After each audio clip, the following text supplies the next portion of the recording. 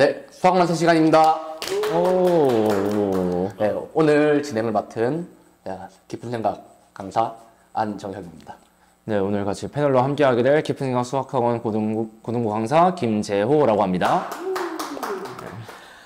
오늘 저희가요, 사실 오늘이 올해 마지막 날이에요. 22년도에 네, 수업이 다 끝나고 올해 마지막 촬영을 뭘 할까 하다가 예비 고2 얘기가 많이 나왔어요. 오늘 수능 직접 출제 범위에 들어간 이제 본격적인 시작이죠. 그래서 수학 1, 수학 2 내용들, 그리고 이 부분에 대한 이 단원들죠. 이 단원들마다에 있는 어떤 부분들을 더 집중해서 봐야 될지. 그쵸. 네, 이런 부분들에 대해서 어렵고. 얘기를 그쵸. 네, 좀 나눠보고 저희가 정보를 공유하고자 이렇게 급하게 연말에 켜게 됐습니다. 그럼 일단 저희 수학 1부터 차례대로 얘기해보면 좋을 것 같아요. 네. 일단 수학 1은 이제 크게 세 단원으로 구성이 되어 있잖아요. 네, 그렇죠. 거기서 이제 첫 번째 학생들이 이제 지수 로그를 처음에 맞닥뜨리게 되는데, 학생들이 좀 당황을 할 거예요. 그죠? 처음 배울 때 되게 어려워하는 단원이죠. 지수와 로그가. 이때까지 해왔던 계산과 조금 틀에 벗어난 계산을 배우게 되니까. 그래서 아무래도 고1 시즌에 조금 미리 보기를 한 친구들은 속도가 올라가고, 그렇죠. 그렇지 않은 친구들은 처음 배울 때 되게 많이 당황스러워하죠. 겨울방학에. 맞아요. 특히나 이제 뭐 로그, 이제 새로운 학생들이 항상 처음 보는 걸 되게 낯설어 하잖아요. 이건 뭐 수학뿐만 아니라 다른 과목에서도 마찬가지겠지만은 로그라는 새로운 기호를 보자마자 얘는 똑같이 알려줘도 너무 낯설어. 너무 어려워 보여. 이게 처음 직접적으로 학생들한테 와닿는 게 좀 큰 것 같아요. 기호 자체가 새롭다 보니까. 그래서 일단 학생들이 당연히 지금 예비 고2 학생들은 최대한 눈에 많이 익히는 게 중요할 것 같아요.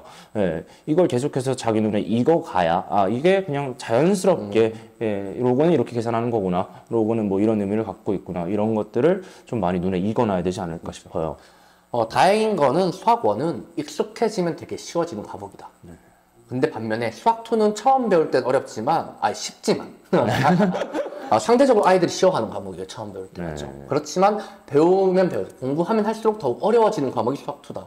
좀 이런 차이가 있죠. 실제로 수학 2가 더 어려운 킬러 문제 출제가 많이 되고 있고요. 그렇죠. 조금 세분화해서 이제 조금 얘기를 진행했으면 해요. 이제 각 단원별로 어떤 부분을 더 주의 깊게 봐야지 더 높은 등급을 받을 수 있는가. 이거 얘기 좀 저희가 하나씩 조금씩 저희가 풀어나갈게요.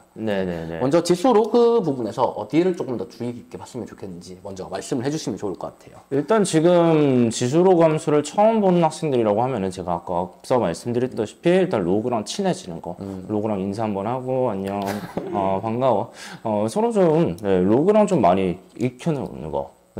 그 다음에 단원 자체가 이제 지수 함수와 로그 함수잖아요. 그렇죠.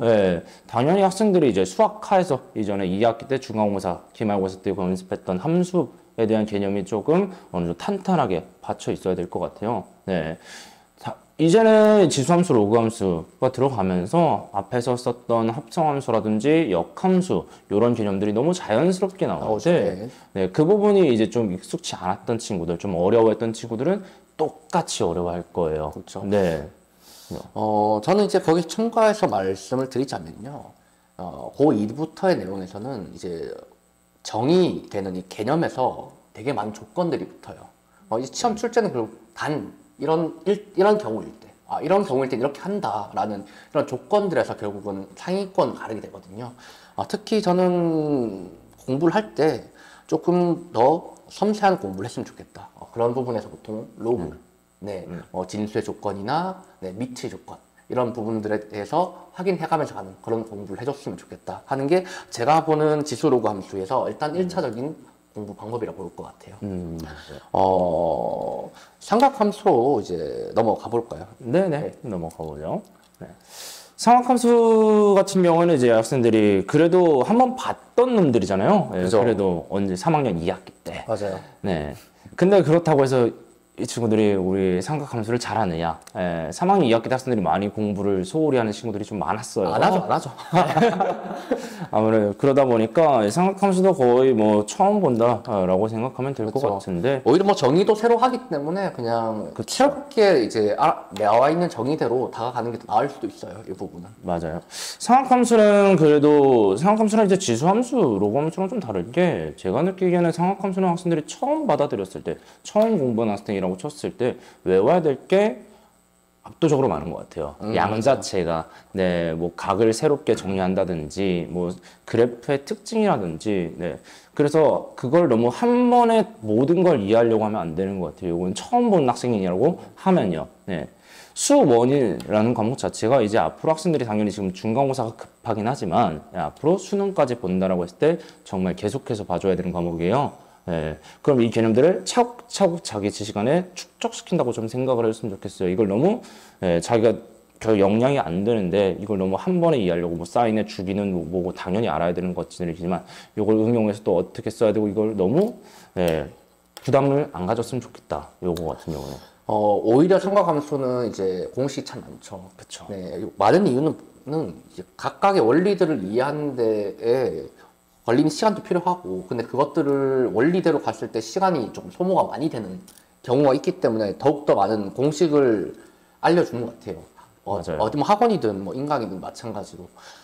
그래도 처음 공부한 때는 원리에 입각해서 좀 많이 시도를 해보고 본인이 증명도 해보는 그런 공부를 했을 때 결국 기억이 오래 갑니다. 기억에 오래 남아서 이걸 수능 때까지 갔을 때 내가 좀 까먹더라도 이걸 응용해서 이용할 수 있으면 그게 정말 수능에서 요구하는 사고력이거든요. 그렇죠. 당연히 이제 삼각함수 단원에서는 원으로서 단위원으로서 정의한 이런 삼각함수 자체의 정의도 있고, 그리고 그거를 다시 x축, y축으로 옮겨서 그래프로 나타내는 각을 변수로 만들어서 이제 그래프를 만드는 사인 그래프, 코사인 그래프, 탄젠트 그래프도 있고. 근데 이 다음에 나오는 게 약간 저는 결이 좀 다르다 보거든요. 이게 그렇죠. 사실은 뭐 중학교 때 뭐 피타고라스 정리 배운 것처럼 코사인 법칙, 사인 법칙. 근데 지금 이게 되게 중요한 단원이 됐어요. 이번에 다시 들어오게 되면서 맞죠? 그렇죠. 이 단원 같은 경우는 다시 들어오게 된 단원이기 때문에 무조건 수능 출제는 한 문제가 나옵니다. 그렇죠. 그러면 이 단원에 대해서 공식 암기는 정확히 암기가 돼야 되고 이거를 어떻게 이용할지에 대한 연습은 확실히 많아져야 돼요. 현재는 그런 문제들이 많진 않아요. 이 단원에 관련돼서 계속 들어왔다 빠졌다 했던 단원이라. 그렇죠. 그렇지만 이번처럼 공통 영역으로서 수능 직접 출제 범위로서 나온 적은 되게 오랜만이죠. 저 틈을 오랜만이긴 하죠, 얘가. 네. 그러니까 아이들이 이 단원에 대해서 도형적 이해를 좀 많이 해준다면 그래도 수능에서 한 개는 더 맞아갈 수 있지 않을까라고 보여져요. 그럼 수열로 한번 넘어가 볼까요? 네. 수열도 진짜 아예 처음 나오는 거잖아요. 그죠. 앞에서 뭐 이런 비슷한 개념이 있었던 적도 없고 이제 숫자를 나열한다, 수열이다 뭐 이렇게 되어 있는데 오히려 학생들이 처음에는 좀 앞에 단원에 비해서는 좀 수월하게 생각을 하는 것 같아요. 앞이 너무 힘들었어요, 제가. 네. 앞이 너무 힘들어서. 숫자를 나열했을 때 뭐 어떻게 된다 뭐 이런 것들이 있는데 당연히 상대적으로 공식이 좀 덜하다라고 되어 있는데 수열 같은 경우는 일단 처음에 기본적으로 학생들이 좀 가져가야 될 거는 정말 기본만 잘해도 괜찮을 것 같아요. 수열에서 정말 학원이나 학교에서 정말 선생님이 이렇게 하렴 이렇게 얘기를 하면 그렇게 따라서 하면 처음에는 정말 크게 어려울 게 없어요. 정말 내가 뭐 나중에 1등급을 바라보고 있다. 내가 지금 수능 뭐 100점을 노리고 있다. 이러면 당연히 수열에서 이제 고난도 문제들. 뭐 그런 것까지 가져가야죠. 그렇죠. 근데 아직은 저희 예비고 이 친구들이랑 얘기를 하고 있으니까 아직은 그럴 단계는 아니라고 봐요. 대다수의 학생들이. 그러면은 정말 계속해서 얘기하는 저희가 아까부터 기본적인 개념. 에 입각해서 이 문제 일단 기본 개념들 문제를 풀 수 있는가 정말 그게 좀 중요하지 않을까 싶어요. 그렇다고 이 단원이 공식이 없진 않아요. 근데 그 공식들은 당연히 다른 앞에 있었던 삼각함수 단원에 비해서 매우 적은 편이다. 그렇죠. 그래서 더 외우기가 편하냐면 그건 또 아니에요. 아이들이 좀 많이 까먹죠. 등비수열의 합공식이라든지 시그마에 대한 공식들. 네. 그리고 수학적 귀납법. 맨 뒷단원은 거의 항상 이제 마지막 단원들이 아이들이 약해요. 끝이 안 좋죠, 아이들이. 맞아요. 네. 이 단원의 뭐 수학적 귀납법으로 이 증명하는 거는 내신 문제로는 무조건 한 문제 나오죠. 그러니까 내신 때까지는 본인이 가져가는 건 당연히 갖고 가야 되고 이해도 갖고 있어야 되고 예전에는 수능에서도 빈칸 문제로 출제가 계속 되었거든요. 맞아요, 맞아요. 10년 가까이 됐으니까 또 언제 또 튀어나올지 몰라요. 그렇다 보니 이것도 어쨌든 전체를 다 보긴 봐야 되고 마지막 단원에 대해서 흐지부지하기보다는 어쨌든 마무리를 잘 하는 게 중요하지 않을까. 그리고 수열이라는 거는 결국엔 처음 배울 때는요 이 공식을 조금 까먹더라도 어쨌든 수를 적고 나열하고 이거를 나올 때까지 적어보면서 계산을 하면 결국은 나오는 문제들이 생겨요. 맞아요. 네, 그래서 좀 끈기 있게 공부를 해주기만 해도 수열에 대한 이해가 굉장히 높아질 가능성이 높다. 그리고 맞아요. 그런데 공식까지 외우고 이거에 대한 의미까지 알게 되면 상위권으로 가기에 정말 좋은 단원이다. 하지만 수열에서 귀납법 부분에서는 귀납적으로 정의된 수열이 현재 어렵게 나오고 있으니 작년에 어렵게 나왔고 물론 내년 또 그럴지는 모르는 상황이지만요. 맞아요. 어쨌든 이거는 모르면은 직접 써보고 추론해보는 그런 영역의 단원이기 때문에 추론을 준비할 때 매우 많이 써보면서 공부해야 된다 생각 가지고 접근하시면 됩니다. 네, 오늘 저희가 조금 짧고 빠르게 뭐 수학 1 예비 고2를 위해서 이제 얘기를 했거든요.